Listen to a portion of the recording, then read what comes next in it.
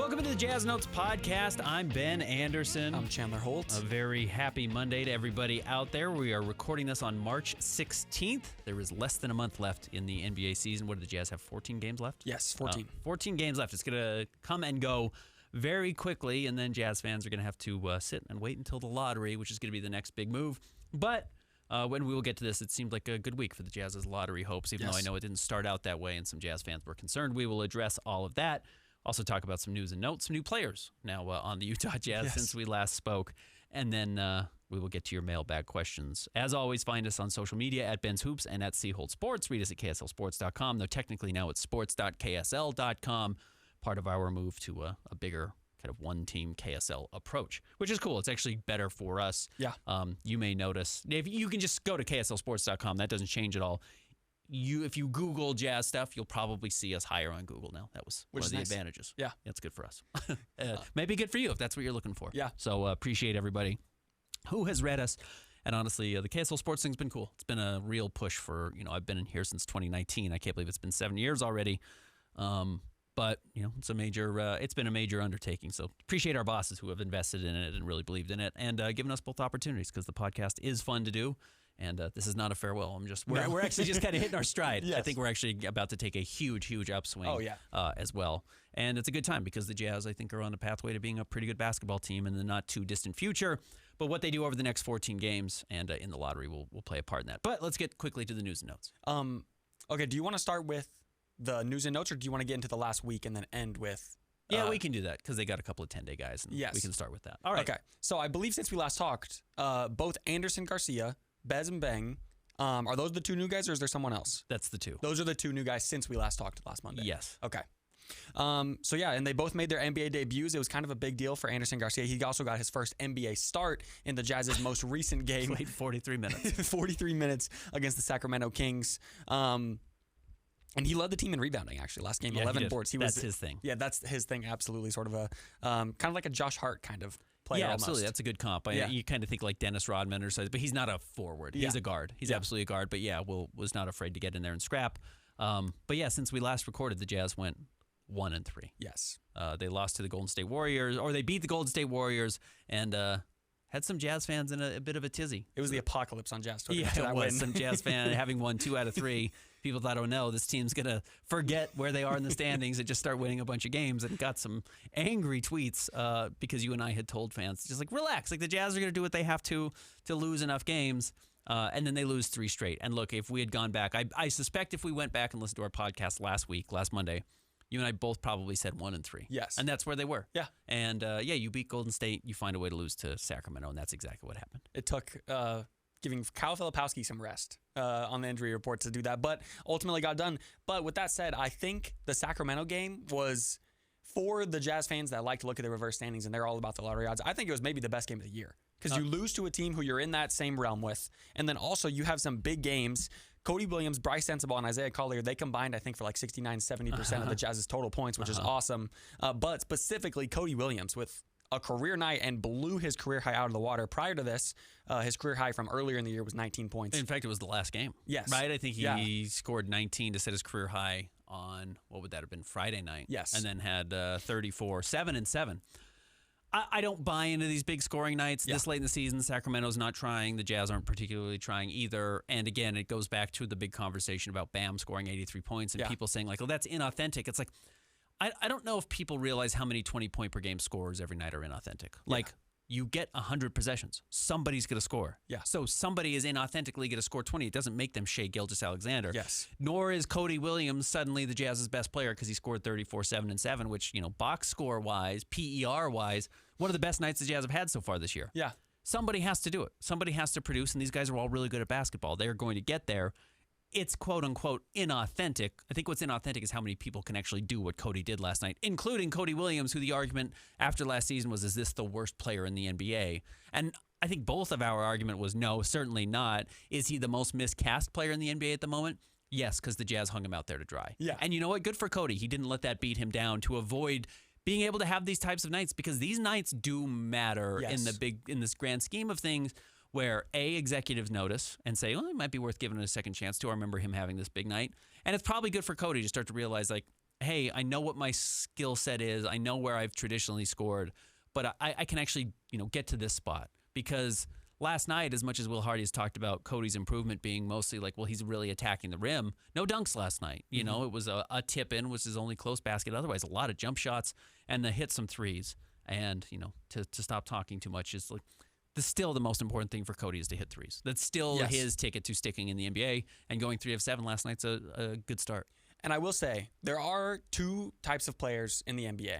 There are the Dion Waiters who say, I'd rather go 0 for 30 than 0 for 10 because that means I stop shooting. But there are players where confidence plays an immense role. I think both Cody Williams and Bryce Sensabaugh are those type of players. If they see shots go in, it'll help them. If they have good games, it'll help them going forward. Hence why I think Bryce Sensabaugh, either his 40-point game was preceded or right after he had a couple more 20-point games, like in the same week.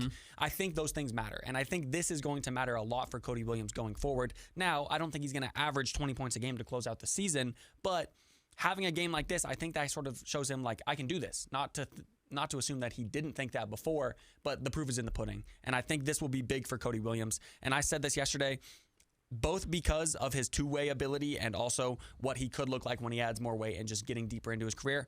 I would love to see Cody Williams in the rotation next year for the Jazz. It would be a good sign for Cody if he did. I'm not betting on it at this point, same here. But I do think he's going to be on the roster. It's pretty impressive from Cody.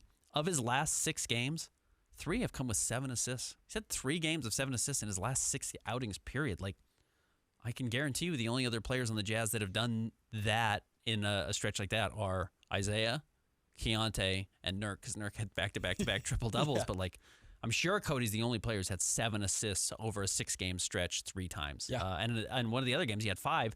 And he hasn't had anywhere he's had 0, which, again, going back to what Cody's major issue was so often early in the season, or all of last year, it'd be like 4 points, 0 rebounds, 0 assists. It's like, dude, are you on the floor? Like, how are you not finding a way to impact the game at all? And now he's just like, he's grabbing rebounds to this point over these last 6 games. And again, it's not real rotation minutes. None of the Jazz's best players are playing, so there are stats to be had, but you better go get those stats if they're out there to be had and you're a former lottery pick. Cody's averaging 17, 5, and 5 over his last 6 games. Now his shooting numbers still need to improve. He's at 51% from the floor, only 31% from 3. But again, considering the past, it was like 12% from 3. At one point this year, through the first 40 games, he just couldn't hit a shot at all. So it's a real plus. He's getting to the free throw line. Like, there are some notable signs of growth, and it's probably important for him these last 14 games because they're not going to be these minutes next season. You're not going to have any throwaway games next year to just say, Cody, go figure it out. That's going to disappear really quickly as soon as you're trying to win every night. So he's making the most of this opportunity. While I don't care about one-off games, that doesn't mean he's going to be anything guaranteed in the future. There are enough signs that it's probably worth developing. And then, as you said, as that physical body gets better and he can actually do this a little bit more, he becomes a far more interesting player. To tie this back to the weekly news, something I also want to talk about, with all of these sort of 2-way and 10-day guys on the roster, I think it's helping because if you're the best player, if you're the worst player, as long as you're getting playing time, you can set the tone for the rest of your team. And I think these players, specifically Anderson Garcia, Blake Hinton, Oscar Tshiebwe, Besenbeng, they're sort of setting the tone for the Jazz to be a better hustling, rebounding, et cetera, defensive team. In the most recent game against the Kings, those players had over half of the Jazz's total rebounds in the game. Yeah. And I think those kind of things matter. They're playing with their hair on fire. Yeah, and when they're playing hard, you better play hard too, because A, you don't want to lose your job to the 10-day guy, and B, you just naturally feed off of energy, and they're excited to be out there, and there's like a real authentic aspect to how happy they are to be in the NBA that I think you're gonna match that. It's actually why I believe you should always have a young player on your roster, a player who's really hungry, because I think you just get jaded and you kind of go through the motions at a certain point in every job and every career, but certainly in the NBA. So when you get that Kawhi Leonard and you're the more experienced Spurs, it's certainly beneficial. It helps you to have the young guy who's like, man, I'm happy to be here. Probably gives you a little bit more life. It's why Ace, this Jazz team is so young, but Ace's enthusiasm and then what you're going to get from this year's rookie or next year's rookie will probably bring some of that as well. All right. Do you want to move over to the NBA-wide news? Let's go to the future week. This week that's really still coming up for the Jazz. And, we can touch quickly on Baz Mbang and Anderson Garcia. I know we've done it. But, yeah, what do the Jazz have coming up this week? So before we come back next Monday, 3 games on the schedule for the Jazz. Closing out the road trip on Wednesday in Minnesota against the Timberwolves. Come back home to host the Milwaukee Bucks the next day, Thursday, a back-to-back. And then over the weekend, hosting the Philadelphia 76ers. Philly, low-key, not very good. There was kind of some thought, like, are they going to start tanking just because they've lost several players to injury? We know Joel has not played, did not play in the Jazz's last game at Philly. And even Tyrese Maxey has since gotten hurt. He hurt his thumb. Paul George is still not out or back from his suspension. But they are 5-5 in their last 10, and they've won 2 in a row. So while I think at some point, maybe a week ago, you started to wonder, like, ooh, are they going to be punting games to try and miss the playoffs and just get that shot at the lottery? And they still may, because they might end up in the play-in tournament. I don't think that's going to be the case. So they're going to come into Salt Lake City looking to win. Yes. Milwaukee, 2-8 in their last 10, even with Giannis coming back. That's maybe a little bit dicey as far as wins go. But because the Jazz did lose to Sacramento and because Dallas won yesterday over Cleveland, which is a huge night, a huge day, Jazz suddenly have a 3-game cushion with 14 to play. It's like, that's pretty big, you know. Now, and you tweeted this out yesterday, Jazz have the 4th most difficult schedule remaining, and that's going to get even more difficult after they play Milwaukee. Yes. You know, Milwaukee is one of these last really bad teams to fall off their schedule. So, yeah, I'm not expecting a ton of wins the rest of the way. It's pretty funny that the bottom of the league right now, in the bottom of the East, the Washington Wizards and Indiana Pacers have combined to lose 24 straight. They're both on 10-plus game losing streaks. Otherwise, teams are winning games, you know? Yeah. Sacramento's won back-to-back games. They're 5-5 in their last 10. I do not think the Jazz are going to overtake the Kings in the lottery standings, but I also, the same way, that's a 2.5 game gap between the Jazz and the Kings.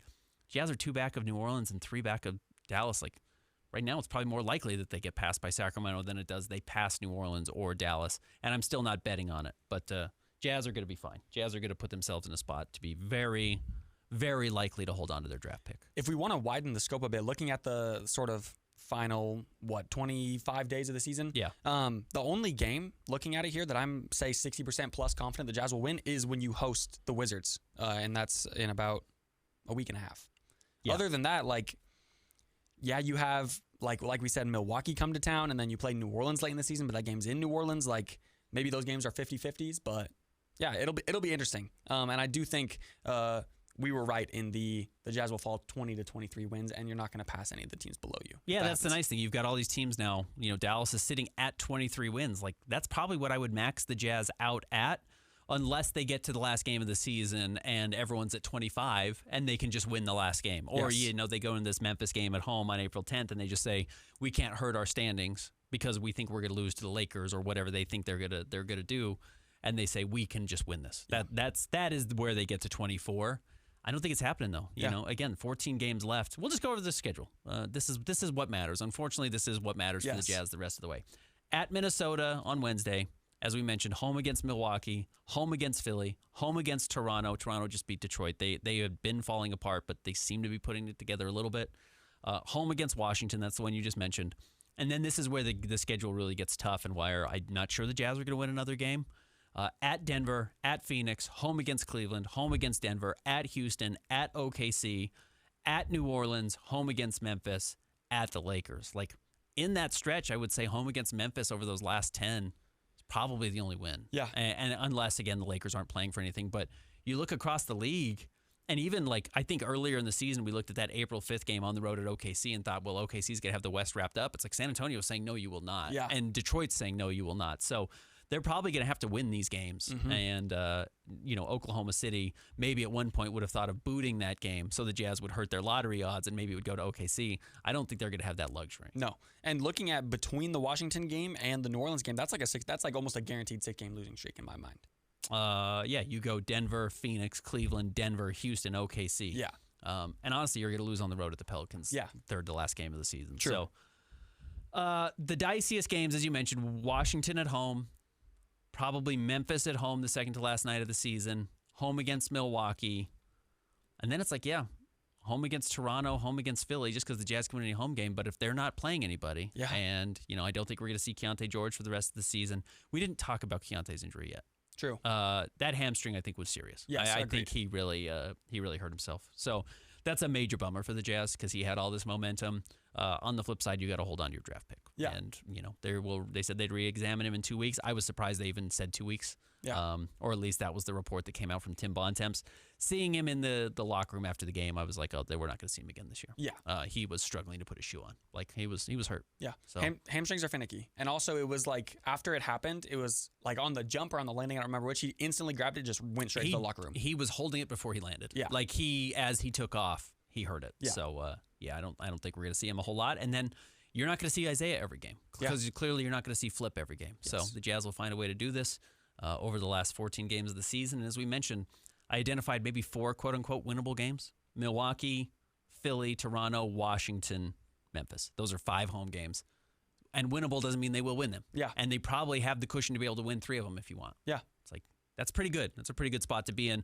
And just as a reminder, again, if the Jazz end up with the 5th worst record, which is where they are sitting right now, they have a 99.4% chance of holding onto their pick. Yeah. They would have to get jumped by 4 teams to fall to 9 and give it up to the Oklahoma City Thunder.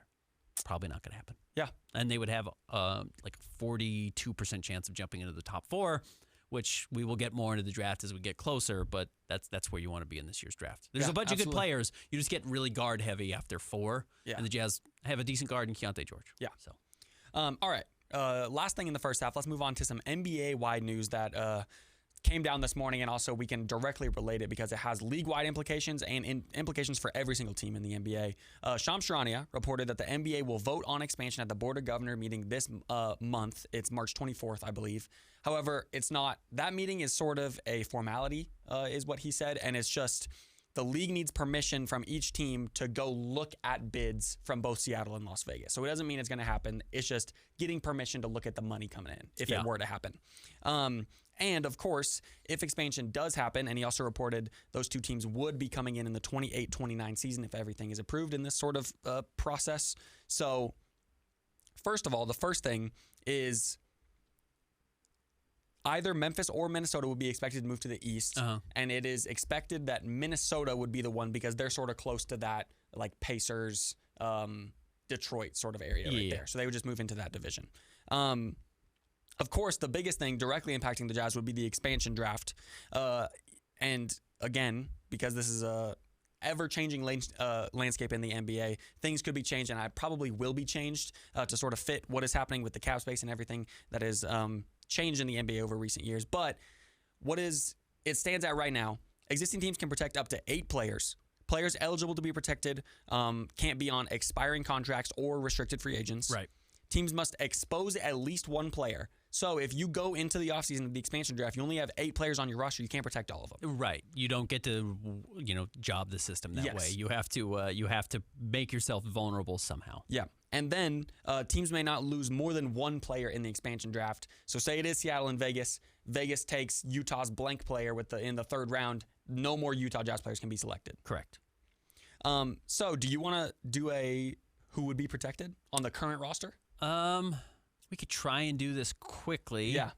And there are some obviously, very obvious players. So like Lowry, Jaren, Keontae, Walker, Ace. That's 5. Yeah, and then whoever you get this year's rookie, 6. It's going to be 6. And then you just start coming down to, my guess would be right now Collier and Flip. Okay. But it could. I don't think Cody's worked himself into that conversation. Yes. That would be my guess. If I just had to go off the top of my head, those would be the 8. Yeah, I agree. And I think it, of course, will change as you get, because this would be 2 years down the line. And maybe there's new players on the team. Maybe the Jazz make a trade. There's a bunch of things that could change. But secondly, and another thing and by the way, extremely high likelihood then one of Flip, Isaiah, Bryce Sensabaugh, or Cody Williams would get taken. Yes. That's also kind of the gamble of like, who do you put out there knowing they will take, hoping that they don't take your other guy. Yeah. So that would be my guess, though. I don't think it'd actually be that hard to make that list of 8. Yeah, true.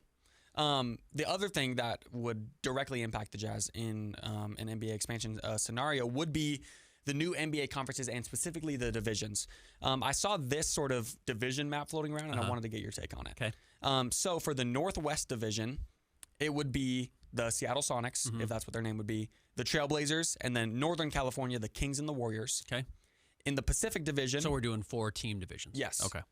In the Pacific Division, Lakers, Clippers, Vegas, Suns. Okay. That makes sense. Southwest would be the three Texas teams and New Orleans. Okay. And then the Jazz division would be, they call it Midwest division, which would be Utah, Denver, OKC, and Memphis. Tough. Yeah. They're all tough, though. Yes. The LA one is very tough because the Lakers are probably going to be very relevant, especially with new ownership and moving on from LeBron, et cetera. It's just tough. The West is tough. That's just really brutal. The nice thing is in that Midwest division, potentially you lose Minnesota. Yes. If they go to the Eastern Conference, and then you don't have to deal with that. But OKC's set up to be good, and Denver's set up to be pretty good, and Jazz have to be good. Yeah. Not the divisions matter that much. Sure. They matter a little bit, but they really don't matter compared to what they used to. So true. I also saw a thing floating around that if the NBA were to expand, they should cut the season to 62 games. You just play every team home and away. Okay. 32 teams. Yeah. Okay. Yeah, I could see that. Yeah. They're not going to. Of course, the money at the door is why they're doing this in the first place. Yes. So that is the other aspect of this is why would the NBA want to expand?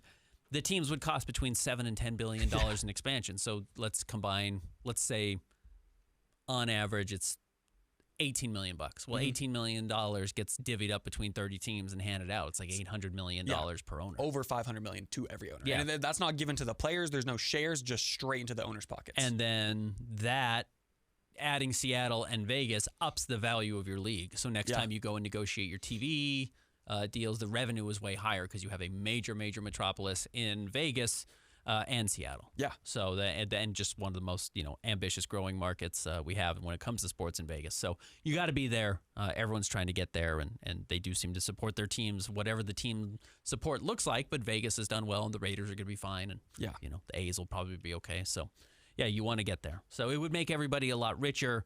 My question would then be, who are the owners? Because I think that matters. Absolutely. Adding two more big markets for the Jazz to compete with in the West is probably not ideal. Yeah, that's the hard part. But the Jazz were good in the '90s when Seattle was still around. True. So, but yeah, that was sort of the big news in the NBA coming down this morning from Shams. I would suspect we do see it. There will be a couple of teams that push back. That don't want to divvy up the pie further than 1 in every 30 and divvy it down to 1 in 32. But that money up front is going to be really hard to say no to. I think it was reported the main one was Knicks owner James Dolan. Doesn't want to divvy it Doesn't up. want to. Yeah, well, he's loaded and he's got this huge TV deal, and he's making money hand over fist right now. So I get why that would be the case. Some of these other owners, you look. I think the turnover in the NBA, as far as ownership goes, in the next little while is going to be crazy. Yeah, true. I think we're going to see a lot of teams go up for sale. For a while there, it was like, oh man, nobody's selling teams because they're these cash cows, and that's true.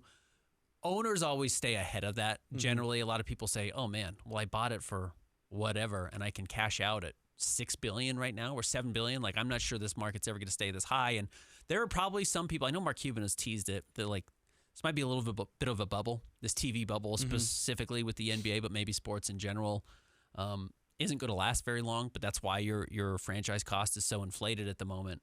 So some people may want to get out. Yeah, I don't think Ryan Smith is a threat to get out. He is a big man on campus right now in Utah, and I don't think that's necessarily why he does it. I think he really believes in the state of Utah. He and Ashley both do. So they like the idea of holding on to these teams and solidifying them here. And I'm not sure there are better candidates in our state to own the teams, to be honest with you.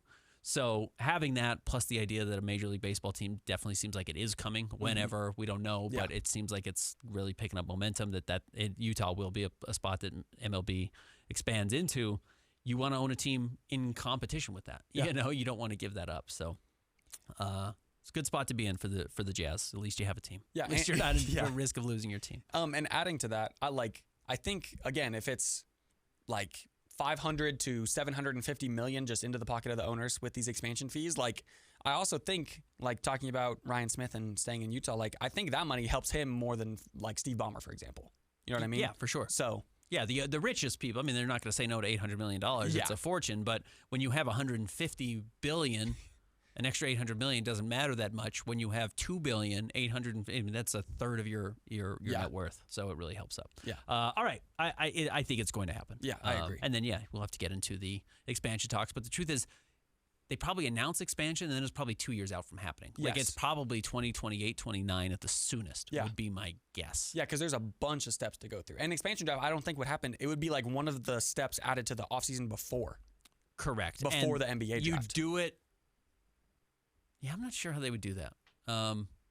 They would probably do it before the draft. Yes, I You're think so. right, because that way you don't have to factor in your rookie being a part of, is this a player you're going to hold on to or Yes. not? And then I would also add the other part, because we actually got a mailbag question about this, and we'll just kind of acknowledge that we've talked about it now. The other way it works is they generally give these expansion teams a top 5 pick. Also. Really? So like the Bobcats, I can't remember if this was I don't think this was not the Okafor year, but you go back and you look at when the Bobcats first came to the league, they will grant you one of the top 5 picks in the draft. Okay, I assumed that it was you would get the first picks outside of the lottery, the top 4, like the picks that are determined. And maybe they would do that. I Yeah. could definitely see that being the case. Here, let me look back and see if I can pull this up quickly of when this happened and who they selected, because I definitely remember this process. Yeah. They did. 2004, they selected Emeka Okafor with the number 2 overall pick. Okay, I believe the way they got that was just by being a new team in the NBA. Well, yeah, that's interesting. We'll see what happens. Yeah. And then, honestly, owners, if they know it's going to be a good draft, they may push back on how quickly these teams can jump in. True. To be honest with you, they may not want to be like, well, we're not going to give you Victor Wembanyama. Yeah. Like, that's not fair that you get to jump in and get a franchise-changing piece right away in a good draft. They may prefer a Zachary Riza-Shea-esque year of when they start to pin of like when these guys are going to come in. And they do know 2 and 3 years out how good these drafts are going to be. Yeah, true. So they could rely on their scouting staff to kind of influence their votes. Yeah. All right, let's take a break. When we come back, we will get to your mailbag questions. Stick around. More Jazz Notes coming up next.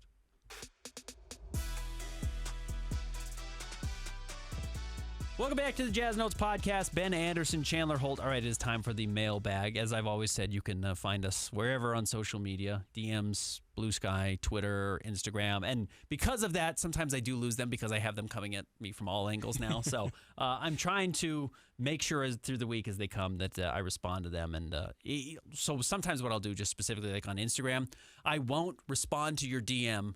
That way I still see it as a new post. Yeah. So I see it when we get to the mailbag. So I'm not ignoring you, but if I do miss it, you can always say, hey, I think you missed it. I apologize. I'm not trying to be that way. All right, so let's start with Instagram, then we'll go to Blue Sky, then we'll go to Twitter, because we did get a lot of questions. Brandon says, question for the mailbag. The rumor is that the Jazz shopped Walker Kesler at the deadline. Seems odd, but they actually traded him, who do they go with at the starting 5 spot next season? My guess would be Nurk. Yeah. But there's a real chance it would have been Jaren Jackson Jr. I guess you could start him at the 5, play Lowry at the 4, which is probably Lowry's more natural position. But I think they want to have a 5 out there. Yeah, no, absolutely. And I also wouldn't rule out, like, if you do trade Walker, you're getting something back. If it wasn't a center, then I imagine you probably pick someone up in free agency or maybe even in the draft. Yeah. So, Daniel Gafford's name is kind of always floated around, and he's like, he's available, at some point. Who's their big center at Dallas that was hurt all season? Lively. He's going to come back, and obviously you're going to have 2 starting centers then on a team, and probably has some value. I would think he has some value. So that's the way the Jazz would go, but I don't think that's certainly going to be anything the Jazz necessarily have to explore. But I also wouldn't ignore Nurk. I think Nurk would have a real chance to be that guy if that was the decision they wanted to go with. All right, Keaton says, I've noticed the Jazz have beaten, he sent this on Saturday, I've noticed the Jazz have beaten a number of good teams this year, Suns, Celtics, Rockets, Pistons, Spurs, Cavs, and they seem to start games really strong recently despite all the injuries. When is the team at full strength, and where do you think they realistically rank among teams in the NBA? Again, I think they're a top 10 team in the league when they're fully healthy. Yeah. Now, understand that that's partly because the middle class of the NBA is completely dead. And if you're the 11th best team, it doesn't behoove you at all to be there. It just doesn't. It's not really good to be in the play-in tournament. Portland, who we just saw beat the Jazz, is just like, man, okay, like they've got Scoot, and he played well in that game, and that was kind of cool. You're betting a lot on Scoot, like breaking through. Yeah. But like you're not getting a good lottery pick this year unless you win the lottery with these flattened odds a little bit, and it's still only like 2% chance. Like, I don't know how Portland gets a lot better. Yeah. Like now they bring Dame back next season. It's like Dame's fun. I love watching Dame play, but he's not going to make them like a championship contender. So, yeah, that's the problem with where the league is. Now the question is, can the Jazz go from being the 10th best team to the 5th best team or the 6th best team? That's the real leap the Jazz are going to have to make. That's the hard part. Right now, the 10th best team in the NBA has 41 wins, and so I would imagine they are either at, above, slightly below 50 wins by the end of the season. Yeah, they're probably right about 47 wins. Yeah. So it's not unattainable. No, 47 wins is not that crazy. I'd imagine that's around where the Who Jazz is that team? Who's the 10th best team in the league? Minnesota Timberwolves. Yeah, right. And they're like, they've got a superstar in Ant. They're pretty dysfunctional. They have some really great games. They have some really bad games. That might be who the Jazz are, where you have some games where you're like, this team's as good as anybody. Yeah. And they'll give you some games you're like, how did you blow that in the fourth quarter? Like, how did you lose that? We won't know until we get there, but that's what those teams look like. It's like the talent says they should be better than they are. And on a night-to-night basis, maybe they can be good enough and put together some playoff runs. They make back-to-back conference finals appearances. So that's awesome. But there are other situations where they just they don't get there. They don't find a way to break through. Yeah. And that's just because of the rest of the league is pretty good at the top, and they are inconsistent. Yep. That's the hard part about building a roster. Keaton, this is a question I really haven't looked into because, again, we just haven't got to that point. Yes, another question on IG. He says, question for the mailbag, looking ahead to the offseason, who are your top 3 realistic trade or free agent targets for the Jazz to try and acquire in the offseason? I haven't even looked at it. Yeah. If I'm being honest with you, I just no business is going to be done until after the lottery. Yes. There's a real chance that if the Jazz get a top 3 pick in the lottery, I mean, Boozer, Peterson, or DeBonza are all going to be in the rotation, and playing serious minutes, 20-plus minutes next season. Absolutely. If those guys are on the roster. Well, if that's the case, that's a huge player you don't have to look at, and they're all positions of need. Like the Jazz need a 2-guard. That would be either DeBonza or Darren Peterson. I think those guys both probably step in and play right away, if not Ace, you know. By the way, Ace was getting better before that, getting cracked with the concussion. I thought he was starting to look pretty good this week. And he's always looked good all year, but I think he was really kind of figuring out some scoring on top of the other things that he's done well, which is not unsurprising. That's what he was coming out of college. And then Boozer would just be a really good backup big. He's probably not as good as Kyle Filipowski day 1, but by week 3, he might be. That's how good Cam Boozer has been, and he's always put that together. So until then, I don't really know where the Jazz would go in free agency. I still think that what they are revealing is they need perimeter defense, and that's Bez and Bang. That's his history. Anderson Garcia, that's his history. They're not going to trust those 2 guys to be the difference makers on the perimeter next season.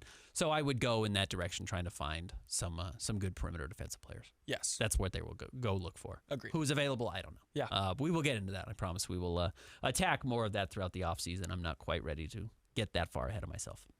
All right, Blue Sky. Now, this one is from Kay. This was from 5 days ago as well. I don't know if we neglected to answer it or whatever. But he says, if the Jazz have an opportunity to draft AJ, but like Darren or Cam slightly more, do you think AJ's Utah connections matter at all? Would the front office value the possibility that he'd want to stay in Utah long term, since Utah struggles in free agency? Developing talent here and keeping seems reasonable. I think what you're saying is reasonable.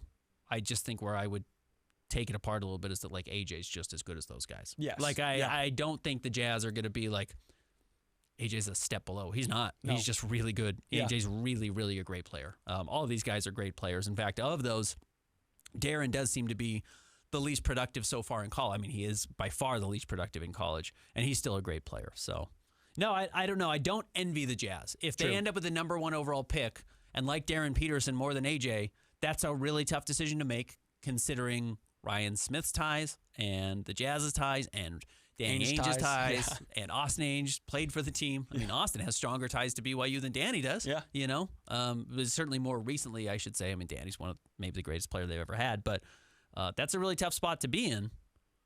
I don't think the Jazz would hesitate to take AJ, though, and not out of brand loyalty. Yeah. It's AJ's insane. Yeah. AJ's going to be so good in the NBA. 6'8", 6'9", silky smooth jump shot. Mm-hmm. Super athlete. AJ is exactly what the league is built on.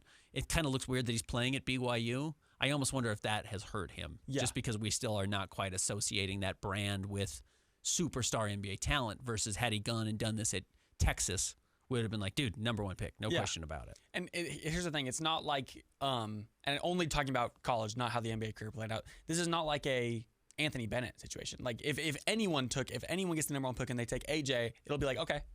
It's not surprising. Yeah, there's not going to be any controversy of who gets drafted number 1 overall, Yes. whether it's Cam or AJ or Darren. I don't think this is, wow, I can't believe that was the decision they made. Everyone's going to be yeah, well, Cam Boozer's the best college freshman we've had in a long time, even better than Cooper Flagg. Yeah. It's really saying something, because Cooper Flagg was awesome. Now, that doesn't mean he's going to be a better pro. He's not a better prospect. In fact, I would say I don't think any of these 3 are better prospects than Cooper Flagg. Okay. Because Cooper was so elite defensively on top of it, and Cooper is showing it in the NBA. He's been simply awesome. He's going to be great. But they're really, really close. They're not a full tier below Cooper. I just think even if Cooper was playing last year at Duke, doing what he did last year and was in this year's draft, he would have been number 1 overall. I agree. And like a few months ago, there was the conversation like, oh, Cooper would go 3 or 4th in this draft. Like, no, he would not. Yeah, that was moronic. Yeah. That was a stupid take by anyone who had it, because Cooper was absolutely incredible last year. Yeah. So anyways, but no, man, you get a top 3 pick in this draft, you are in really good shape. Yeah. These guys are great basketball players. These dudes are going to be awesome.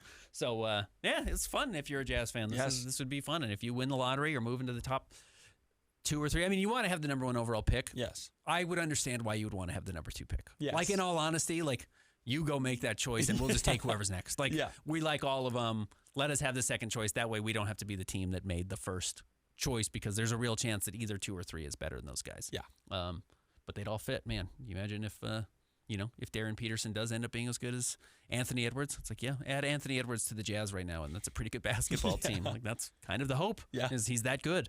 So, yeah. All right, let's get back over to I think I have 1 new question. Oh, I got 4 new questions on Blue Sky. All right. Sammy Paradise says this isn't a question, but rather a comment that I think's been good. That OKC owned the Jazz's pick these last few years. We would have definitely pulled the plug and made a run at the play-in if the pick wasn't going to OKC if it had happened. I'm curious. They certainly wouldn't have had to be this aggressive. Yes. And they have been very aggressive to hold on to the pick, and it's going to get you ace and whatever top 8 player you get this year. I think I understand the argument there. I don't necessarily think you're wrong. You're right. Sometimes it helps to have a deadline, right? It makes you get your work done because you have to get something. Knowing where this pick is going to get delivered to OKC has given the Jazz some reason to have emphasis on losing. And as a result, you're going to get more talented players. So in the long run, you might be right. And the patience that the Jazz have been forced to show could behoove them. Yeah. And like, I agree with you. I think it only affects the aggression. Like, I think otherwise, being the 8th worst team, like you have about a quarter of a chance, 25% to move to any of the top 4 picks. I think the Jazz would have been fine with that. But now that they have the fact that they could lose it entirely hanging over them, has sort of made the choice for them.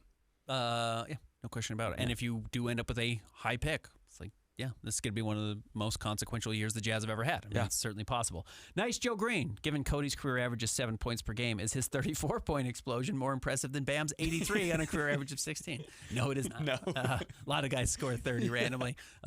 3 players have ever scored 80 in the NBA, and now Bam Adebayo has the second highest one. It's crazy. Good for Bam. Yeah. Jared Crookston. Has Cody made any specific conscious changes that have made these last few weeks such a leap, or is it just a combination of incremental growth, opportunity, and experience? The latter. Mostly the latter, and I would say the experience. But talking to Cody, I've asked him specifically, like, why are you different? And he just said, I just realized I could finish at the rim. Yeah. Like, he did say, like, I just realized there is space now in the NBA that allows me to go in and attack the basket, and that I actually have success finishing. And again, I looked at some of his like actual poster dunks this year. And that was not the game he pointed to when I asked him. He said, no, it was the Dallas game when I had 3 alley-oops in the first quarter, which I think we've talked about on the podcast. It's just like, he just realized, like, I run to the rim and I can finish above people. And that's a skill I have that I didn't realize maybe he had over other players. And again, it's why Cody, and man, I went back and I read a bunch of my draft analysis of that year's draft, of the 2024 draft. I went back and read like 5 or 6 of the lottery guys I'd written up, because it's like Devin Carter and some of these dudes who just like are not NBA players at all. And I'm reading what I said about Cody even then, because I promise you I forget what I write at times. You know, you try and remember it all, but there's only so much brain space. It's just like, he is not ready to compete physically. End of story. He's not ready. He's not there right now. Like, his stats were underwhelming at Colorado because even there he was not physically ready, but the flashes are really interesting. And I think like that's panned out. And I'm not patting myself on the back. That's what everybody said about Cody.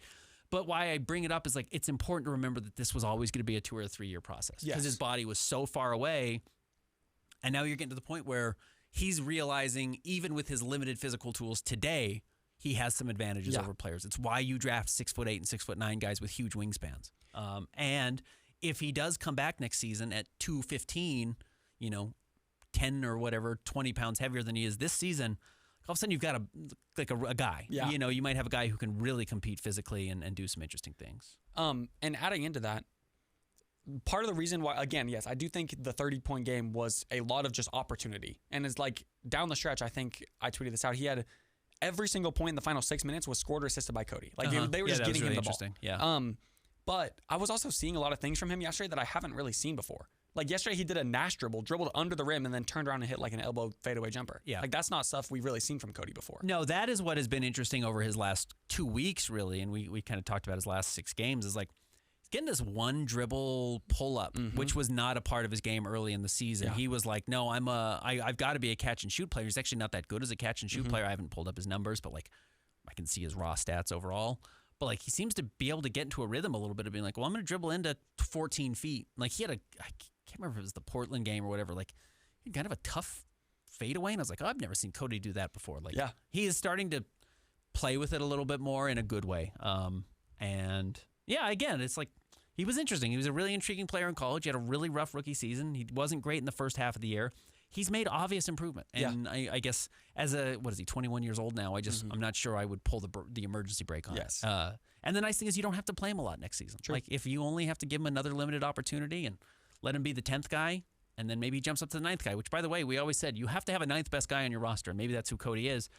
And maybe he's actually better than that. Maybe he ends up 7th or 8th. But the truth is, as we went through our hypothetical expansion draft protections, it's like, well, he's probably not going to be better than Key. He's not going to be better than Jaren. He's not going to be better than Lowry. He's not going to be better than Ace, most likely. And then this year's lottery pick, it's like, okay, well then that's 5 players already. Maybe it is 6, 7, or 8. But that's fine. You need a 6th, 7th, or 8th guy. And if Cody can do that with those physical tools as a former lottery pick, it's not the worst thing ever. Yeah, absolutely. Jake the Lynx, how much do you think missing basically the entire season will affect Walker Kesler next season? When he returns next year, should we expect to see him to be just as good as he was when he left? Again, talking to Walker after this surgery, which was borderline elective. It sounds like he probably could have kept playing on it, though there was clearly some weakness in the shoulder. He thinks he can be a better player because of the surgery, not in spite of it. Yes. He thinks the shoulder injury that he had been dealing with since he was playing at Auburn in college has been holding him back. Okay. Like he thinks there are mobility issues. He hasn't been able to take advantage with his arms because he can't reach, because he can't block, because there are certain rebounds he can't grab, he can't secure as tightly because of the shoulder. So conceptually, theoretically, Walker thinks he's going to come back a better player. Okay. Now, you take a year off of basketball, it's really hard to do. Yeah. I would say Walker's game, though it improved a lot this year, is not necessarily all skill-based. Like, right now, Walker's best thing is still probably that he's 7 feet tall and he runs the court really, really well. And has some pretty good timing on shot blocking. It will take him a while to readjust to playing next to Jaren because that's going to be a new world for him. But, no, I think one of the reasons why everyone should be excited about Walker is, like, he conceivably should be getting much better. And not just because of the shoulder injury. He's just still young and learning the game and had a really good third year. It's crazy he's going into his 5th year already, though. Yeah, I know. It's going to be wild next season. Do you know, like, if he's already returned to, like, full basketball? He's not. He's not been cleared. Okay. He knew he was going to get cleared in the summer. Gotcha. There was no chance he was going to be able to come back this season at all. So, Gotcha. No, he's not fully cleared yet, is my understanding. I would expect that announcement pretty soon after the season. Yes. But I think that's the truth of, like, when he got the surgery, that was always the expectation. Gotcha. I think that's all the questions I've got. Okay. Let me go to my DMs on Twitter. All the ones I got on Blue Sky, I should say. Jabo says, if you haven't covered, I'd love to hear some insight into the report that the Jazz waived Vince Williams. That was something we haven't talked about as well. Does he still get access to the strength and conditioning staff with the Jazz? Just looking at the human side of what this means going forward. Feeling gutted for the guy. Horrible. This is a guy who's not going to get his option picked up next year. I mean, he got waived already. It's already been denied. So he might be able to sign a contract, but he's probably not looking at that until middle of next season at the absolute earliest. It might be a full year, which means he's missing out on $2.5 million. When you do get injured, I believe in the NBA, you still get access to certain things, like your health care remains covered. Okay. If you got hurt under contract. Okay. And generally teams will do that. But no, it's not like he's around the team anymore. He probably has to go and find it on his own. And then that he may have to pay for. Yes. But like I still think you're probably on the player's insurance. Okay. Which you can be a part of probably for X amount of years. I don't know. I should ask about that though. I'd be curious. Like Justin Zanuck would probably be the best person to ask about that. Yeah. He's a former agent, so he's probably dealt with this with his players. How does that get handled? That's a good question. But yeah, it was horrible. That's like one of the lousiest stories of the Jazz season. Low key, like Vince hadn't been there that long. Jazz fans didn't really have a relationship with him. He was pretty quiet off the floor. But man, to lose out on $2.5 million because Tari Eason made a stupid play is like really painful. Like it's a really hurtful thing. That stinks for him. Eddie Brochinsky for the mailbag. To me, a roster with Kesler next year plus JJJ in a better spot. Should just say Triple J plus Lowry. Ace in a worse a roster with Kesler next year puts Triple J in a better spot and puts Lowry and Ace in a worse spot. Lowry feels to thrive as a 4, not only offensively, but worried about him defensively at the 3. And Ace's skill set seems to fit the 3 so much better than a 2, especially when it comes to his ball handling. Would putting Triple J in his best position be more of a net positive on the team than putting others in their best position, recognizing you can't always be perfect to maximize the roster? I know that's much easier said than done, but I would love to. I'd prefer a roster of Triple J, Lowry, Ace, and Key, with the 5th being a Case and Wallace, Drew Holiday, tough defensive secondary guard type of player.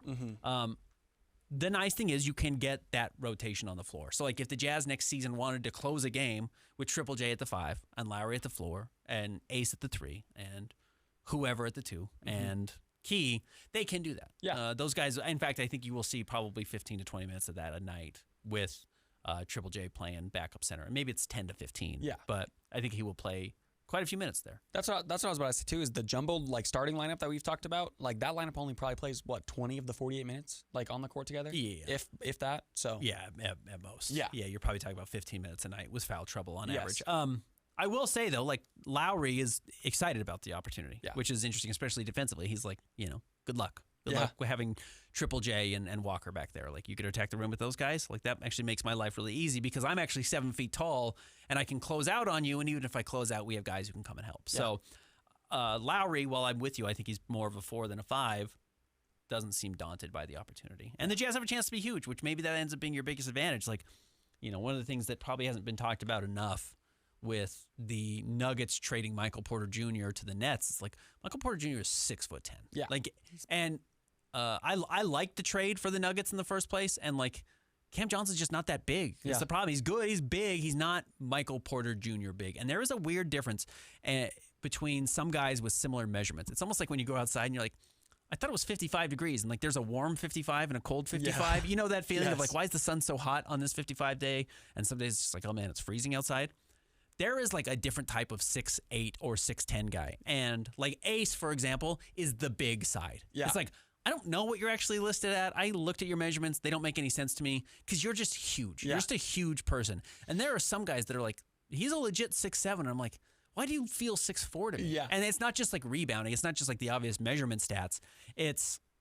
There's just something about them. There is something about the physical build, and I don't know if it's hips, I don't know if it's shoulders, I don't know if it's head height, I don't know what it is, but I think also throw in play style in there. Play style, absolutely. Because like Russell Westbrook and Steph Curry are listed at the same height, but it's like yeah, feels different. Yeah. So I get that. I certainly understand what you're saying, but one of the advantages the Jazz have is just to be huge all over the floor because Lowry also feels huge. Yes. Lowry is very big. Yeah. And Triple J is enormous, and Walker's big, and Ace is big. So it's like all of a sudden you have a huge team if that's what you want to go with. And I think the Jazz want that advantage. And again, just don't forget how hard it was to play against your older brother when you were little. Or it's why 16-year-olds don't start beating your dad until you're 16. It's like you have to be physically close to them. Yeah. It's just the truth. And even basketball at the highest level still really lends itself to being very big. Going back to the AJ DeBonsa situation, it's like AJ's a 2 or a 3, but he's 6'8", 6'9", and plays big. It's really helpful for you. It's why I don't think anyone would hesitate to draft him, and it's why there's a real chance Cam Boozer goes 3 because Boozer he's the biggest player, but he doesn't have great positional size. Yeah. Adding on to that, something I just want to add for the jumbo starting lineup maybe next year, something that kind of flows under the radar is Key isn't Luka Doncic, but he has good size for a point guard. Mm-hmm. And like, I don't know if he's... he's not like tiny. Yeah. Like I look at, again, we're not getting into the draft yet, but looking at all the guards outside of the top 5, like I start to feel like these guys are small. Yeah. And I'm like, ooh, how does that help? Yeah. I don't know. Yeah. Over to extra plies now? Yeah, or I think more that's DMs? all the DMs. Okay. First of all, just shout out to Jesse Boone. He asked a very similar question about Vince Williams. Okay. Moving on to Hato. How active do you see the Jazz being in the offseason since they may be very restricted financially? Will they overhaul their bench? Also, do you think the multiple injuries to Key has affected his extension? I don't think he was going to get an extension this summer anyways. Yes, I think it was the same situation with Walker Kesler. It benefits the team to wait a year. Yeah, I think that was going to be the case unless he is just like, I want the money. I will sign for 4 years, $100 million. I want to be here. Yes. This is the deal. But his agents could be like, that's such a bad idea. Yeah. Well, the salary cap continues to go up. Mm-hmm. We don't know how good you're going to be. You might make an all-star team next year. You might make a deep playoff run. You might be a max contract player. Do not cut your salary in half just to get a deal done today. Mm-hmm. Be patient. And I don't get the idea that Key is like a crazy money guy. That doesn't mean he's not going to ask for a max. I mean, I don't think he like lives at the top of his allowance. I think he is pretty conservative with his money. To be honest with you, he's like not that flashy. So I'm not sure he's going to be the guy who's like, I got to sign my contract now to get money as soon as possible to bail out my family or whatever. Like the need is like, I think he's pretty responsible. Yeah. So I think he will be smart and wait to sign a contract when he can get the most money. Next from Brandon Brinton. With expansion, does the NBA take this as an opportunity to do anything crazy with conferences to make it more balanced? The West just always feels so much better than the East and has since MJ left. I don't really know what you can do other than don't move New Orleans over. Yeah. You know what I mean? Like, and I mean that seriously. Like, if the question is Memphis, Minnesota, let's even say Oklahoma City and New Orleans, just don't pick the worst team to move to the East. Yeah. Pick one of the middle or the top team. I don't think OKC is going to move. No. I don't think you're going to take the top team in the NBA and shift them over. Now, 3 years from now, that might be a totally different conversation. But it's probably like, who's the consistently good team? And I think actually Memphis and Minnesota are both fits for that. I know Memphis is terrible this year, but they're consistently a pretty good organization. Yeah, and I would say Minnesota too. I feel like other than like that weird middle 2010 stretch, like they've been consistently good from Kevin Garnett to Anthony Edwards now. They had like the weird sort of Karl Anthony Towns era, but yeah. All right, moving on to Sam. But yes, I think they would take that into consideration. Yes, it wouldn't just be like who's the furthest most East team. Yeah. Because again, there are other aspects of it. It's like it's really easy for Minnesota to travel to the East because they play, like you said, Milwaukee and they can play Detroit and like all those Indiana. All those teams are really closely bunched together. I remember Jazz were playing Memphis. I can't remember what it was. Quinn Snyder was like, "You guys know how close it is to get from." I think he was actually talking about Milwaukee. He's like, you know how easy it is to get from Milwaukee to Niagara Falls? He's like, it's a 4-hour drive, which is funny. Like, that's Moab from here. Yeah. It's like, I still have a bad idea of like how closely bunched a lot of these Eastern Conference teams are. Yes. So you move Minnesota there, it's really beneficial. Yeah, because that's the thing is, technically, Memphis and New Orleans are both more east in the U.S. than Minnesota is, but the closest team to both of those is Atlanta, which is much further than Minnesota is from these other teams in that division. I guess it's an 8-hour drive, 500 miles, but that's Denver. Yeah. You know, that's us to Denver. So, yeah. Anyways. Not that you're driving from Milwaukee to Niagara Falls. Anyways. Next up, from Sam Judd. I know almost nothing about expansion. Can you explain how a team is formed, how exactly they add all their players, and the way the expansion draft works? Sorry for the long question. So, as a Seattle sports fan, I've done a lot of research on this. Basically, it starts with, as I mentioned, all of these ownership, either people or groups, since it's $7 to $10 billion, almost guaranteed to be a group of people that are all putting their cash in to do this, are going to basically say, here is my offer to get into your business of the NBA. And then those offers will then be showed to the other 30 owners, and they will agree, disagree. And again, like we mentioned earlier in the podcast, that money is split evenly between 30 people and it just goes straight to the owners. Like, doesn't go to the players. They can put it back into the team if they want. They can do other business ventures, just go straight to the owners. Then from there, I imagine the next step would be branding and such. And then you figure out your arena stuff first of all, and then all of that behind the scenes stuff. And I think the most public facing of that would be the branding, the jerseys, court, etc. Yeah. And then I think the next step in terms of team building would be the expansion draft. Like we mentioned, each team protects 8 players. You have to leave one unprotected. You can go back in the podcast to hear what we said there. It's kind of interesting. I'm looking back at the Charlotte, because I didn't remember this. They drafted 19 players in the expansion draft. So they built out like your full 20-man offseason roster through the draft. They didn't do it in free agency. So I was a little curious about that. And I'm sure there are parts of it I don't remember. Again, I was a senior in high school. I wasn't like that glued to the Charlotte Hornets expansion draft, but they got 19 players. It's bigger than I thought. I would have thought it would have been like 10 plus your Emeka Okafor lottery pick plus free agency. Yeah. But that's not how they approached it. So after the expansion draft, I imagine with 2-team expansion, it would be every team gets 1 player taken from them and each team gets 15 since it's the offseason. Then you can make decisions from there. I would think so. Yeah. But maybe they allow you to go bigger. Yeah, true. But again, there's only so many players you can take. Yes. Or teams you can take from. Following that would be the NBA draft. And you said they get they got the second pick. So maybe it's that. Maybe they get the first picks outside of the 4 lottery ball. Or maybe they just get lottery balls. Yeah, maybe you just give them lottery balls and they have to go through the lottery just like everybody else. Yes. That's certainly a possibility. Yeah. And then following that, it's free agency. If I'm not wrong, I believe the expansion teams have sort of a handicapped free agency. They don't have as much money in their salary cap as other teams in their first few years. Because they haven't contributed any money to the NBA outside of the $8 billion they're paying to get in. Yes. So then that sort of offseason before they start play, that's when a lot of the stuff will happen in terms of team building. And then before that, it's just a lot of behind the scenes branding, etc. Yep. So it's a lot. It's a lot of work. That's why it takes a couple of years. That's why it's truly insane that the Mammoth got here in 3 months. Yeah. It's a crazy undertaking. The fact that they're even playing is insane. Yeah. Next up from Jesse. Assuming everyone is healthy next year and a Kesler extension gets done, how will Lowry, Keontae, Triple J, and Walker have to adjust their games to play with one another? Walker's going to get fewer touches. And we've mentioned somebody else is going to get fewer touches. Now, this is what I wrote in the mailbag last week, and I kind of just deduced that I actually think Lowry would still be the leading scorer. Okay. He's also the most likely to have a major chunk taken out because he's averaging 27 points a game. Yes. Like, that's a huge number. There's a chance he drops to 21 or 18 or 19.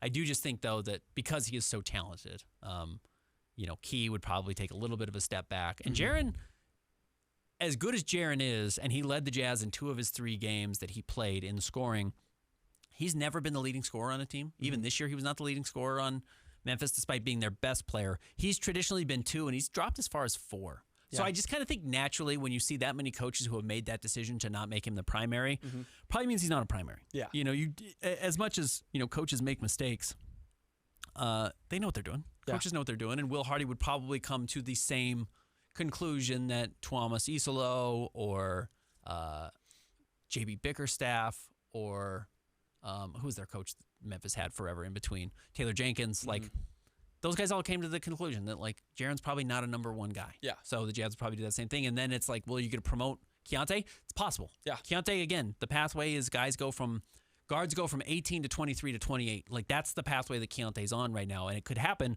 The question is that what's actually best for the Jazz? I don't know. It might not be. I'm curious. Do you know who was 3rd in the year he was 4th? Desmond Bane. Desmond Bane? Yeah. Okay. So they had a year where it was Dylan Brooks. Dylan Brooks. So okay, that's what I was thinking. I think it was, and maybe it was Desmond and Dylan was just ahead of him, but it was Dylan Brooks, Desmond Bane, ahead of him. and then he was like a tenth of a point. Yes. But a tenth of a point nonetheless. He fell to 4 and didn't seem to be fighting it that much. Yeah. The thing is, I do think for the adjustment for some of these players, I think it's going to be for the better. I don't imagine Walker gets many. I'm not going to say at all. He's going to get some, but post touches, I think all of those will go to Jaren, and I think that's good because Walker, that probably benefits his play style. I think Lowry's going to be even more off ball with Jaren sort of taking the forward ball handling duties, which also benefits his style. And then I think just there's going to be less pressure on Keontae. He still may be the leading scorer next year. I think that's in the cards, but there's not as much pressure offensively on him. The argument for Keontae is his life gets so much easier. Yes. That it's like, oh man, he is. It's so hard to guard Jaren and Lowry because they're 6'10 plus and they can live on the perimeter if you want. That Keontae's just gonna have nothing but space. We've talked about maintaining the space from that's created by Yusuf Nurkic, with his passing and his screening. It's like just having natural space, not like I have to do it on a ball screen or a dribble handoff. Of you have to guard Jaren and you have to guard Lowry at all times. That could really open up things for Key or Ace, or we'll see. And look, I think Walker's going to be stationed in the corner quite a bit, the dunker spot and out. Yes. And I think there's going to be some benefit for them, especially if he can hit threes at an even remotely reasonable rate. He could easily get up to three attempts next game or next year, which seems like a lot, but I don't think that's completely out of the question unless he just can't make them at all. Yeah. And then you just keep him in the dunker spot and you run a bunch of pick and roll, which is possible. Yeah. Next up, Jazz Time Jones. Does Hinson have a future in the league? Feels like a Joe Ingles story coming. I do think he has a future in the league because he can really shoot. Yeah. And, again, I heard Locke talking about this. It just sounds like he's finally gotten in shape for the first time in his career. I don't know. I didn't follow Blake Hinson with the Santa Cruz Warriors or anything, but it kind of sounds like he's made a real dedication to getting into shape. And that's his ticket to being in the league. But, man, he can shoot. If you can light it up from 3, you have a chance. And if you can do it consistently and know that that's your only job and you never put the ball on the floor, you're valuable. I was about to say, if there's one skill that's your main skill and you can be in the NBA, it's shooting. And he's cheap. Yeah. It's really a benefit. Now, again, it's probably hard to leap Bryce Sensabaugh still because Bryce is flawed. He still puts the ball on the floor too much. He gets into his own head. He has these cold stretches, but it's like Bryce also is a real threat to go off for 30. Yeah. He's done it. I mean, it's only 3 times in his career, but if his life gets easier because of the space that's created around him, Bryce can cook and win you a game off the bench. Is Blake Hinson going to win you a game? Probably not. In all honesty, guys don't account for that many wins in the NBA. But Bryce might be able to win you a game. Yeah, true. And I don't think Blake Hinson's some lockdown defensive player, but he has a chance. I think he's one of these guys. Now he's on a 2-way. I bet you he's on a 2-year 2-way. That's what the Jazz have traditionally preferred to do, is sign guys to multi-year 2-way deals. I'll have to ask him. I don't know if that's the case or not. But one of these guys or a couple of these guys the Jazz will sign to 2-year contracts before the end of the season just because they become trade pieces. Yeah. You can use that in the offseason to make moves if you want to, and you have to send a player back or whatever. I could see the Jazz doing that. J. Brandon Olson adds, why did the Jazz send him into the G League? He's playing well. Why not just let him play more for the main club? Well, yesterday he got benched after scoring, making multiple threes in a row in the third. And yeah, he won them the Warriors game. So just talking about guys, he's not going to win you a game. Okay, he might make a shot that is the game winner. Yeah. But yeah, he can get hot. Yeah. Yeah, that's the dangerous thing. He can get really, really hot. Yeah. And he's got good size. So yeah, to combine the questions, I do think he has a real chance to make it. I don't think he's going to cost anything, which is great. And if you're big and you can shoot, you have value. Yeah. From Tyler Galt, clearly the front office and coaching staff are on the same page with tanking, but are the players happy with how they're being managed with the hopes of a brighter future for the franchise, or does it cause frustration? I'm sure it causes some frustration. Yeah. But they're always happy when they win. Yes. They always celebrate in the locker room. I hear the loud music and everyone's cheery after they win, so they like winning the games still. I'm sure they'd prefer to be winning. They also all know, you've heard them say, I think Bryce has said the word audition specifically. He's like, I'm auditioning for next season. Everyone knows what this is about to get to next year and be on that team. So I think the guys are excited about that opportunity, that this kind of endless rebuild has an end. Yeah. I think that's exciting to players, and they're just trying to keep their heads above water. Yeah. Be on the team next year. From Utah Nash, could the Jazz make a consolidation trade, or do they value having more depth? I just don't know who you consolidate. Yeah. To be honest with you, a team that's pulling the plug, maybe. It says we have too many players that we're going to win with next season. We want to be really bad, so give us some of your young players because A, they probably don't help us win, and B, they might have some upside. Yeah, could Milwaukee want to get rid of somebody and want Cody and Bryce back? Mm-hmm. Maybe. And the Jazz are well, we got Bobby Portis. I guess, that makes some sense actually. There's something along those lines, but. I don't know if the Jazz have a lot of value in their consolidation players, other than someone's just we'll take a flyer on a young guy. Yeah. But yeah, the Jazz are going to go out and get veterans to play. Yes. It's not going to be an entirely young bench next year. I don't see that happening. Yeah, no. That's why we have sort of projected that John Conchar is going to be a guy off the bench next year, because you need older veterans to be playing. You just need guys who can, and maybe he's your 10th guy, and so one of the young players beats him out. But again, we've talked about the Danny Ainge quote of you can probably have one guy, maybe two young guys, but not that many. Mm-hmm. That was his quote. So, that's Ace and whoever they draft. And then you're really battling to not be considered a young guy anymore. And I don't see between now and next season Bryce not being considered a young guy or Cody not being considered a young guy. Maybe Flip and Isaiah could make that leap, but we just haven't seen the consistency from the other two. Yeah. Clayson Searle, he has sort of a hypothetical here.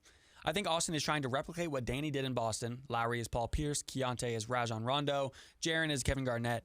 Who is our version of Ray Allen that we can trade for with the 6th pick in this year's draft? Trey Murphy, Anthony Black, Jalen Suggs. That'd be great. And Trey Murphy's an awesome player and would be worth trading the 6th pick for. Yeah. But again, now that you're at all these guys making $35 million a year, you really can't. Actually, the kind of question, what does Herb Jones make? Herb Jones is kind of an interesting player because he's had a terrible year in New Orleans this season. And remember, Herb was kind of he's the sexiest young player in the NBA because he was second round pick, lockdown defensive player, started hitting threes, and you're okay, this dude's actually awesome. Yeah. How did this guy get passed on? He makes $14 million a year. And then it jumps up to 20 yeah. is the problem. 2027, 2028, he jumps up to 20. He is a great defensive player, but the problem is now he's shooting under 30% from three. The numbers totally evaporated again. He's under 40% from the floor and under 30% from three. That early career bounce that he got, and he was top 5 in defensive player of the year, all defensive team 2 years ago. He's just not that player anymore. Yeah. So whatever happened, and maybe it's just the New Orleans stick. Maybe you could buy him for low, but they're probably trying to offload him. Oh yeah. At $20 million. So maybe that's a consolidation trade where you're oh man, we want to get rid of $20 million in salary. The problem is the Jazz don't have a lot of those. Yeah. And the guys that they have to add up to that probably are guys you want to keep because it's Ace Bailey. Yeah. So that's the hard part when it tough. comes to this. Anyway, what was the question? He was basically saying building a team like Boston and who would be a Ray Allen. Yeah, I just don't think the comp is actually all that accurate. Yeah. To be honest with you, Rajon was a freak defensive player. Yes. KG was the best defensive player, maybe just the best player in the NBA overall that year. Ray Allen was a future Hall of Famer. Yeah. Here, Ray Allen is Lowry. Yeah. You know what I mean? That's True. actually the Lowry. Ace would have to be your Paul Pierce. KG would have to be Triple J. And then it's then you're mixing and matching pieces. Yeah. You know what I mean? Yeah. You just they don't match up that well. I think you're just trying to have 5 dudes on the court at all time. Yeah. Honestly, I just think that's the approach to the NBA right now, and I think trying to recreate something that existed previously, or even exists, as a peer team right now, contemporary, is not all that realistic. You just got to maximize your team. True. But I think we'll probably do a good job of it. Will Yeah. continues to be like, oh, that's a very good coach, isn't it? Yes. Yeah, so I think we'll see that. Next up, from Stephen Q. Ritter, there are a couple of archetypes the Jazz could use still: secondary playmaker and a stretch big who can guard the rim. Any ideas on how they could get these types and who might be available who could fit those roles? I'm not sure about finding specific archetypes of players. I think you have areas in your team, specific aspects of the game that you need to get better at. I think the main one is perimeter defense, and then second would be ball handling. Maybe you think ball handling is more important with really only Keontae, maybe Isaiah, who can fill that. But yeah, I think the Jazz just go into the offseason thinking like, okay, we need perimeter defense. And who's a good perimeter defender? Yeah, I think you just look at it that way. It's pretty simple. Yeah. And I think you find the best player available and you give him that money. Whatever. You just do. Again, we sometimes overcomplicate this. I think sometimes they say we have between $4 and $10 million to spend, and this player can make that, and he's the best at this skill, and that's the player we're going to go sign. Yeah. Like, I think that's how the front office approaches certain things. Yeah.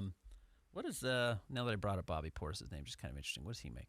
He only makes $14 million the year after next year, and then has a player option for $15. He's probably opting out of that, but maybe not, because it's still like a good mid-level contract. That's a good player. Yeah. Bobby Portis is the type of name that I would like maybe keep an eye on. That you could potentially trade like a couple of your young players for or something, just because I think Milwaukee probably punts on the season next year. I think they probably still trade Giannis this summer, unless they find a way to get a top 3 pick, which is really difficult to do because they owe their best pick goes to Atlanta, and then maybe they can get their second best pick, could be top 3, and then they would have a reason to keep it together. But I don't know if they're going to get that.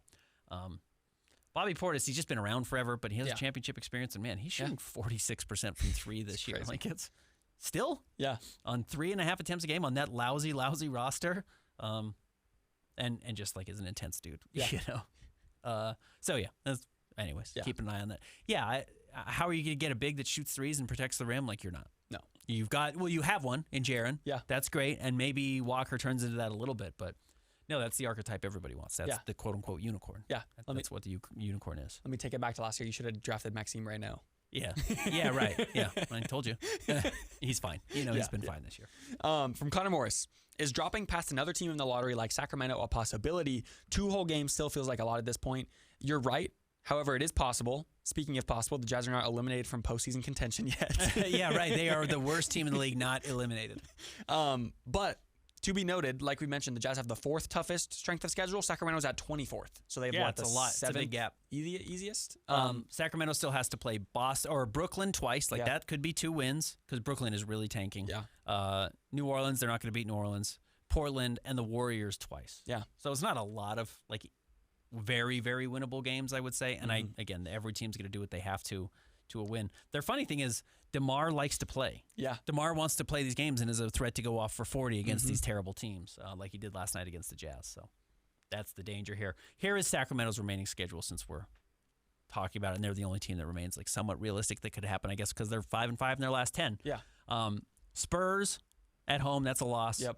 Philly at home, it's a loss. Yep. Brooklyn at home, maybe. Yeah. Very tough Eastern Conference road trip at Charlotte, at Orlando, at Atlanta, at Brooklyn, but I don't think you're going to win at Brooklyn. Maybe at Toronto. Maybe you beat those Brooklyn teams both, and then you're sitting at 20 wins, and then you're home against New Orleans, home against the Clippers, at Golden State, home against Golden State, at Portland. It's not going to happen. No. That's the truth. Like, they might win 2 of those. Jazz are going to win another game before the end of the season. The Jazz are already at 20. I was going to similar when talking about the Jazz compared to Dallas. Yes. Like, it's tough. Like, the Jazz are not going to lose out. We pointed out, like, 5 potentially winnable games? Yeah. It's like you're not going to drop all 5 of those. So. Yeah. And Dallas is the same way. Dallas is going to have 3 or 4 winnable games, and they're going to steal one that they don't expect. Jazz are probably still going to steal a game that they don't expect, and fans are going to be frustrated about it.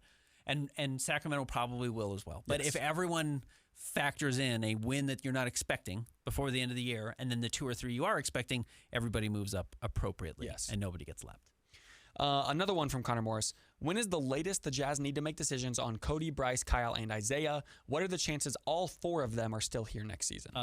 Well, I think they've picked up all their options already. Yeah. I think that was part of it, if I remember correctly. And then you have until October to add to sign them to extensions. Mm-hmm. Well, actually, Kyle's is earlier because Kyle is on a non-guaranteed contract next season. Yeah. So he's not a first-round draft pick, so he has a different timeline, and I could probably pull that up on SpaTrack, which is generally the best place to find these. Let me see if it has a guarantee date for him. Usually the guarantee date is right before free agency. See if I can get it. Anyways, but yeah, they've got through next year. There's no real rush. And I'm always a fan of keeping players around, unless they're like so obviously not a player. You know, Rob Dillingham with Minnesota was obviously not going to be a fit there. But I'm generally a fan of keeping guys around as long as you can, because you never know when guys are going to break out, especially on rookie contracts. When you draft them, you bought yourself a 3 or a 4 year audition, so you might as well keep that. A couple of questions from Rick Blackham. By the way. Yes. Flips guarantee date June 30th, which is always the case. It's always usually it's the day right before free agency opens. From Rick, in an expansion draft, you can only protect top 8, but I also saw that you can't protect guys on the last year of their contract. That would include Lowry and Triple J possibly, which is an interesting note. Does that mean they are naturally protected, or that you have to extend them to protect them? I do think you would have to extend them to protect them, because that was outlined in the rules. However, I imagine, like I said, the NBA is so different than it was, 22 years ago in 2004? There will be sort of an updated expansion draft process. Yeah, and I would also remind you, like back then, like 5 and 6 year contracts were the norm. Yeah. And now 3 year contracts are the norm. And half the NBA would become available. Yes. And the owners would be like, wait, I'm not going to lose this guy because he's the last year of his deal. That's not fair to us. Yeah. So, yes, they would have to have like a window to extend players. Mm-hmm. To make it so they're not all getting poached, because otherwise, like this team could honestly draft a team of all-stars. Yeah, because everyone's in the last year of their contract suddenly. It would be a Golden Knights first year situation. Yeah, it's like weird. We got LeBron. What? All these guys who do 1 year contracts. Yes. You would have to be able to protect them. Yeah. There's just no way they wouldn't let you protect those guys. Now, true free agent, can't protect them. Yeah. But guy who has a year left on his deal, there's no way the NBA would let those guys go, because again, everyone's on a 3 or 4 year contract now, so guys are very quickly coming to the end of their deals. Yeah. One more question from Rick, and I believe this is our last question. Okay.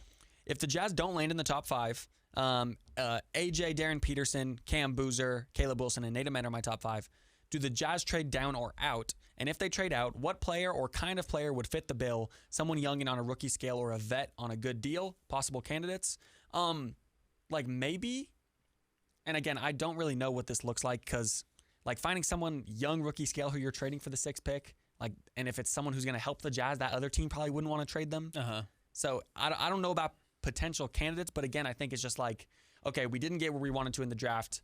So what do we want to do with this? If we are trading it, like what areas similar to free agency would help us the most? So the thing about whoever you draft, especially if it's not in the top 3 or 4 of this year's draft, is like, you're hoping 2 or 3 years from now they're really good. That's always why the best player available is the right choice, because it doesn't mean best player available tomorrow. Mm-hmm. It means best player available in 2 or 3 years. And the nice thing for the Jazz there is, like, let's say you draft Acuff, who's the point guard at Arkansas, and he's like a little Darren Williams-y. He doesn't play any defense. He's like a little Allen Iverson-y. Like, it's a weird combination of players. Great. He's a great college basketball player. Like, the hope is that 3 years from now, if he's better than Keontae, you can shed Keontae's $25 million or $30 million contract, plus get whatever back you get for Keontae, because Keontae's great. And then you have a point guard who's ready to step in and take his job, plus all the value you get from a Keontae George trade. Yes. Like, that's why you probably shouldn't trade this pick. Now, if you were to go back in time and you were the Golden State Warriors, and I were to say, you should trade the number 2 overall pick, or draft Tyrese Halliburton. But, don't draft James Wiseman. At all costs, trade that for an established player who can help you keep this title window open. They should have done that. Or Jonathan Kuminga. They should have done that. The Jazz do not have 3 titles in their back pocket, a la Golden State. And even Golden State fell in love with the idea of transferring into the next era. It's hard to do when your era is James Wiseman and Moses Moody. Yeah, right. Yeah, it's not great. Moody. Moody's fine. But Kuminga's been a disaster. So if you had the championships already, I would understand that idea. The Jazz don't know exactly what they're going to be yet. In fact, they don't know if this guy they're drafting still could be the best player on their team. That is a realistic chance with a top 6 or 7 player in any draft. That player could evolve if everything goes right to be your best player. So I don't think they would trade out of it. Yeah, they could. Agree. And I thought had they not added Jaren Jackson Jr. early in the season, they would likely trade out of it to try and go get a Jaren Jackson Jr. type of player. They just got him without it. Yeah, best of both worlds. They got their cake and they can eat it too.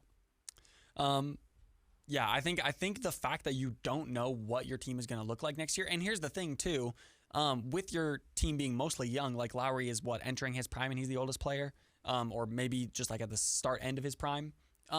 Like you don't know how they're going to mesh together. You don't know what some of these players are going to look like playing next to each other. Yeah. So like if we were talking about, the Jazz had a prospective lottery pick after next season, then maybe this is a better question to see like, maybe we trade this to keep us going. But yeah, this is your last lottery pick. Yeah. This is your last one unless Cleveland ends up falling apart in 2 years and you still have that pick. I think that's 2028.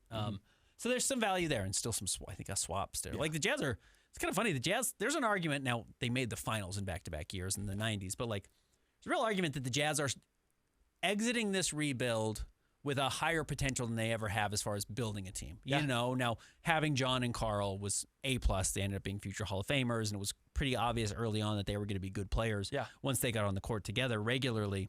But you're at a draft pick surplus when it comes to firsts. You control all of your own picks.